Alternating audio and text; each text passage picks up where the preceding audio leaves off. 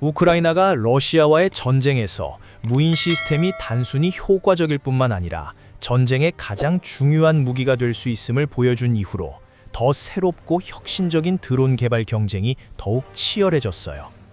우크라이나군은 무인 항공기로 하늘을 장악한 데 이어 바다에서도 비슷한 성공을 거두고 있고 이제 지상 로봇도 개발 중이에요. 이 지상 로봇들은 물자 수송 지원 역할에서 벗어나 러시아군이 대응하기 힘든 공격적인 존재로 변하고 있죠. 지상 로봇의 부상이 시작된 거예요. 우크라이나군이 전선에서 역사적인 첫 번째 성과를 이루었거든요. 12월 10일 디펜스 익스프레스 보도에 따르면 우크라이나군이 중요한 특수작전을 실행했다고 해요. 우크라이나를 지지하면 1, 러시아를 지지하면 2, 평화를 원하면 3을 댓글로 달아주세요. 이 작전에서 우크라이나군은 지상 로봇을 투입해 우크라이나 방어 진지를 공격하려는 러시아 장갑차를 직접 상대했어요. 문제의 차량은 소련 시대의 MTLB 장갑 인원 수송차로 러시아군이 여전히 널리 사용하고 있죠. 아미 레커그니션에 따르면 80가지가 넘는 변형이 존재해서 1960년대 설계 이후 지속적으로 업그레이드된 거예요. 현재 보고에 따르면 1493대의 MTLB가 운용 중이라고 해요. 최대 11년의 병력을 태울 수 있고 경미한 위협을 중화하기 위한 기관총 포탑이 있으며 소화기와 파편에 대한 용접 장갑 보호가 돼 있어요. 주행거리는 약 500km, 최고 속도는 시속 61km 정도로 러시아의 가장 인상적인 장갑차는 아니지만 많이 쓰이고 있어요. 방치하면 MTLB는 병력을 공격 진지로 수송하기에 이상적인 플랫폼이 되죠. 우크라이나군은 접근하는 MTLB를 막아야 했고 제5 별격 돌격여단 병사들이 독창적인 해결책을 생각해냈어요.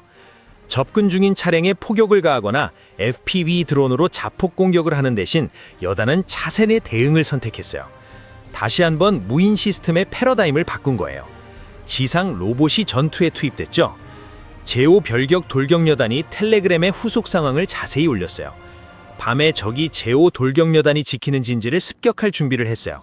우리 전투팀이 중기관총으로 무장한 드로이드 지상 전투 플랫폼을 가동시켰어요. 여단은 이렇게 덧붙였어요. 한 명의 오퍼레이터가 열화상으로 보병을 태운 MTLB가 킬존으로 직진하는 걸 발견했어요. 12.7mm 기관총 사격이 차량 측면을 뚫어서 탑승한 승무원과 돌격병력에게 피해를 입혔어요. 설명과 함께 공개된 영상으로 우크라이나군이 지상 로봇의 치명성을 과장하지 않았음이 확인됐어요. 로봇이 교전을 시작해서 MTLB를 파괴하며 세계 최초의 전투 성과를 달성한 거예요. 우크라이나 로봇이 MTLB의 기관총 연사를 쏟아부은 후 아마 승무원과 병력들이 죽거나 다쳤을 테니 차량이 통제력을 잃고 빙글빙글 돌다 자기 편 병사 쪽으로 방향을 틀었고 지상 로봇을 아슬아슬하게 지나쳤어요.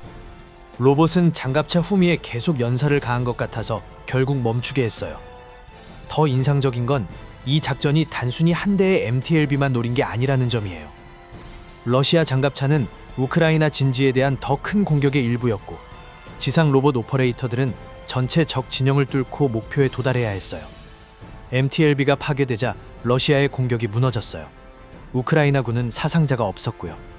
지상 로봇 오퍼레이터는 안전한 거리에서 모든 걸 지휘했어요. 여단은 이렇게 말했어요. 제5 별격 돌격 여단은 첨단 기술을 계속 통합하며 현대 전쟁의 규칙을 새로 쓰고 있어요. 이 평가는 맞아요. 여단이 방금 새로운 무인 무기의 가능성을 증명했으니까요. 우크라이나군이 러시아의 기계화 공격을 처음부터 무디게 할 수 있는 무기를 쓸 수 있게 됐어요. 이 우크라이나 성과의 흥미로운 점 하나는 제5별격 돌격여단이 며칠 전에 이 특수작전을 위한 의도치 않은 리허설을 했던 거예요. 11월 30일 유나이티드 24 미디어 보도에 따르면 여단이 지상 로봇 하나를 현장 테스트했는데 아마 러시아 장갑차에 대한 공격 자산으로서의 효과를 평가하려 했을 거예요. 테스트 지역에 러시아군이 없었다고 해요. 그런데 유나이티드 24 미디어가 보도한 대로 우크라이나 로봇이 시험 중에 예상치 못하게 MTLB를 만났어요. 러시아 장갑차와 거의 정면 대결 상황에서 지상 로봇이 근거리에서 중 브라우닝 M2 기관총으로 사격을 시작했어요. 유나이티드 24 미디어는 결과에 대한 세부 정보가 제한적이라고 했지만 기관총 사격이 이 깜짝 충돌에서 MTLB 차체를 뚫은 것 같아요. 후속 보도가 없어서 러시아 장갑 인원 수송차가 도망쳤을 수 있어요. 그래도 우크라이나군은 이 만남으로 개념 증명을 얻었어요. 일주일 조금 넘게 지난 후에 MTLB를 파괴할 구체적인 의도로 지상 로봇을 투입해서 원하는 결과를 냈죠. 이 역사적인 교전에서 제오 별격 돌격 여단이 쓴 로봇에 대한 세부 정보도 나왔어요.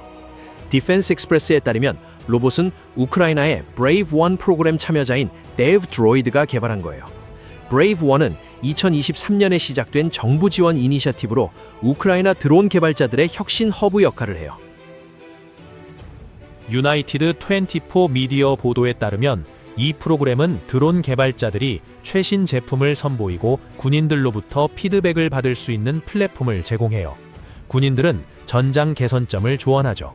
참여 부대들은 보통 12,000달러에서 20만 달러, 한국 돈으로 약 1,600만 원에서 약 2억 8천만 원 정도의 보조금을 받고 러시아에 대한 승리를 목표로 무인 시스템을 개발하는 제조사 네트워크에 합류해요. 우크라이나 최고 기술 인재들을 연결하고 아이디어 검증과 실현 가능성 피드백을 빠르게 주는 똑똑한 프로그램이에요. 우크라이나군에게 브레이브1은 전투에서 효과가 증명되면 투자할 만한 새로운 국방 제품의 파이프라인이에요.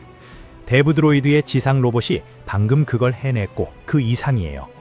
성공의 열쇠인 앞서 언급한 브라우닝 기관총으로 무장한 스마트 원격 무기 스테이션을 탑재했거든요.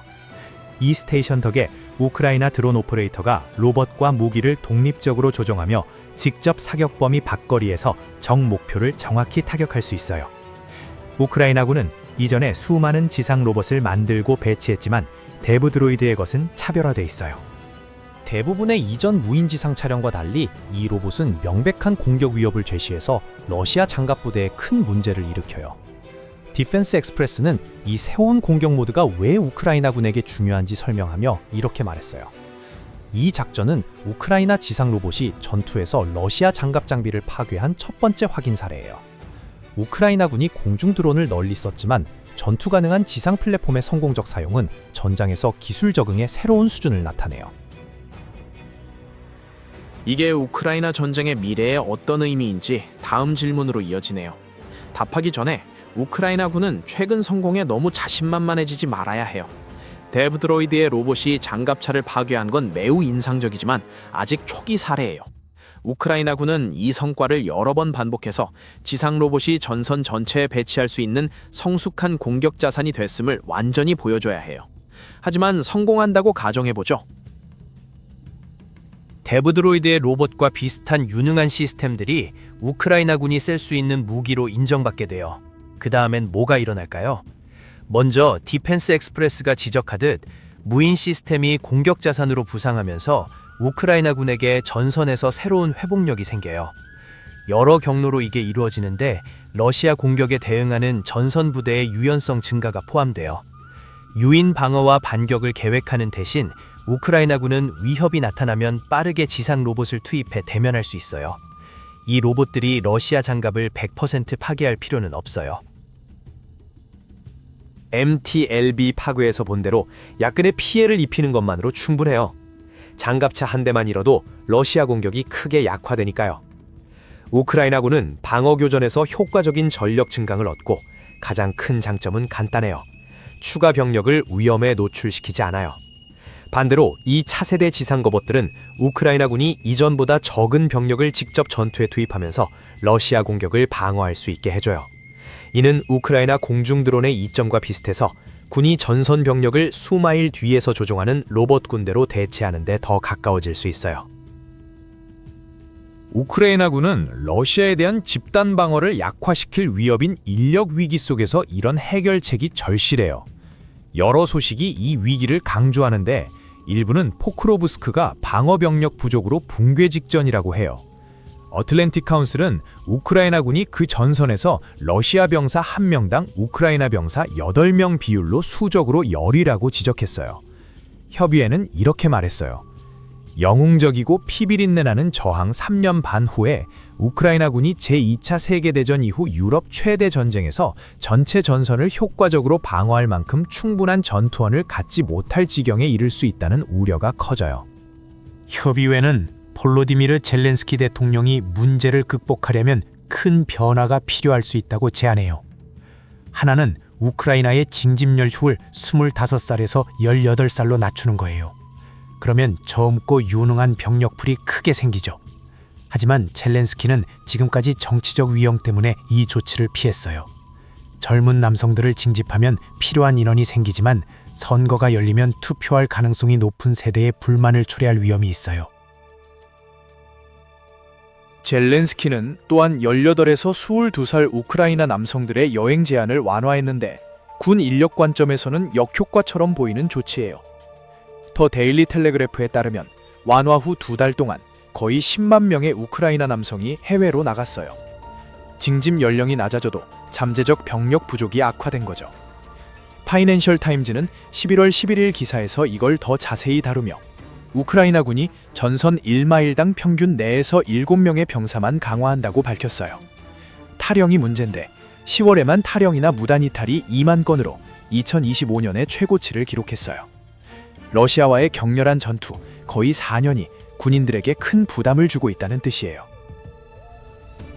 전 헤비급 복싱 챔피언이자 현재 키이우 시장인 비탈리 클리치코가 우크라이나의 큰 문제라고 부른 병력 찾기 어려움에 대해 언급했어요. 11월 12일 폴리티코 보도에서 클리치코는 엑셀 스프링어 글로벌 저널리스트 네트워크에 이렇게 말했어요. 병사, 즉 인력에 큰 문제가 있어요. 그는 우크라이나 군에게 용기가 부족한 게 아니라고 강조하며 러시아의 끈질긴 포격이 큰 도전이라고 했어요. 클리치코는 러시아 병사들에 대해 그들은 명령을 받고 전진해요. 우리는 거의 4년 동안 성공적으로 나라를 방어했지만 매우 어려워요. 싸울 용기는 여전히 중요해요. 라고 했어요. 우크라이나군이 심각한 인력 문제를 겪고 있는 게 분명해요.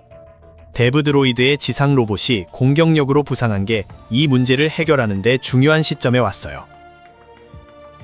이미 4월에 포브스 기자 데이비드 햄블링이 우크라이나가 가능한 한 많은 인간 병사를 로봇 군대로 대체하려는 노력처럼 보이는 걸 보도했어요. 그의 보도는 우크라이나 당국이 2025년에만 15,000대의 지상 로봇을 배치할 계획을 발표한 때와 맞물렸어요. 이전 배치에 비해 대규모 확대죠. 하지만 그는 로봇 제작과 실제 배치는 아주 다른 도전이고 배치가 심각하다고 지적했어요. 햄블링은 와드와니 센터 포 AI 연구원 캐타리나 본다를 인용했어요. 전선으로 1000kg짜리 기계를 옮기는 걸 상상해보세요. 그건 물류 문제예요. 연료로 작동하면 연료를 운반해야 하고 배터리라면 크고 무거워서 재충전을 위한 발전기가 필요해요. 병사를 로봇으로 대체하는 데는 로봇과 탄약의 재정 비용 외에도 비용이 들어요. 그래도 우크라이나군이 점점 받아들이는 비용이에요. 대안은 젊은이들이 이민 가고 탈영이 새 최고치를 치는 상황에서 더 많은 현역 병력을 잃는 거니까요. 아마 데브드로이드 같은 무인 차량이 인간 군대를 완전히 대체하지는 않을 거예요. 하지만 제오 별격 돌격여단이 12월에 했듯 효과적으로 배치하면 전선 병력 위험을 최소화하면서 큰 피해를 줄 수 있어요. 러시아군에게는 더 강한 우크라이나 방어를 마주쳐 자기 병력과 장비가 소모되는 걸 의미해요. 병력 대체 잠재력 외에 데브 드로이드 로봇 성공은 우크라이나의 지속적인 혁신 정신을 보여줘요. 로봇 탑재 기관총으로 장갑차를 파괴하는 건 쉬운 일이 아니에요. 그래서 이전에 아무도 해내지 못했죠. 하지만 이제 기술이 증명됐으니 공중 드론 등장에 버금가는 전장 변화가 목격될 수 있어요. 우크라이나의 지상 로봇은 새롭지 않지만 현재 사용법이 새로워요. 이게 로봇들이 전쟁 과정을 바꿀 두 번째 방법이에요.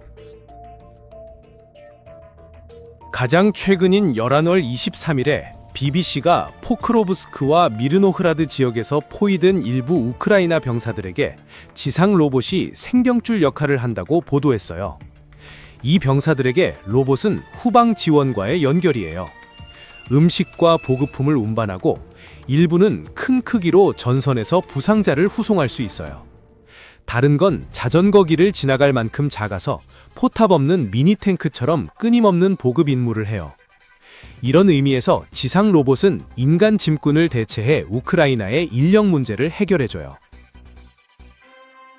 BBC에 따르면 이 무인 차량들이 지금 포크로브스크 방어자들에게 가는 보급품의 약 90%를 처리해요.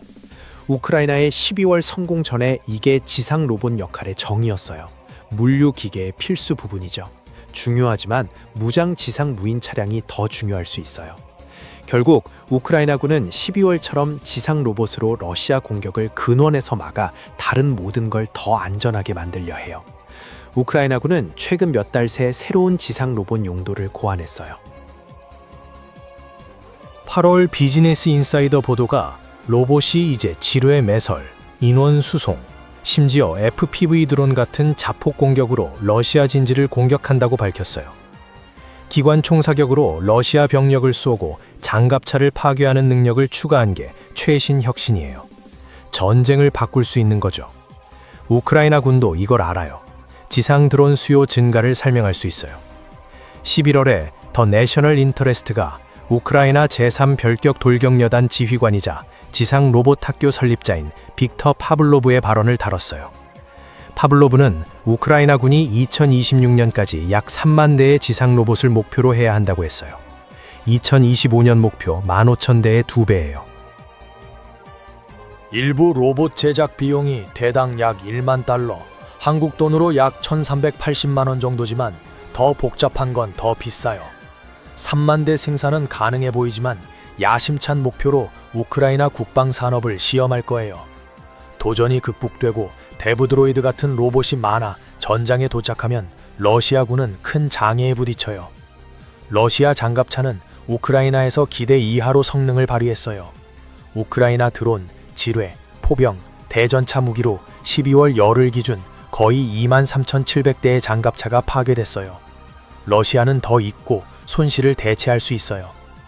하지만 우크라이나군이 장갑차를 파괴하는 데 쓰는 추가 무기는 결국 전선 병력 압박을 줄여줘요.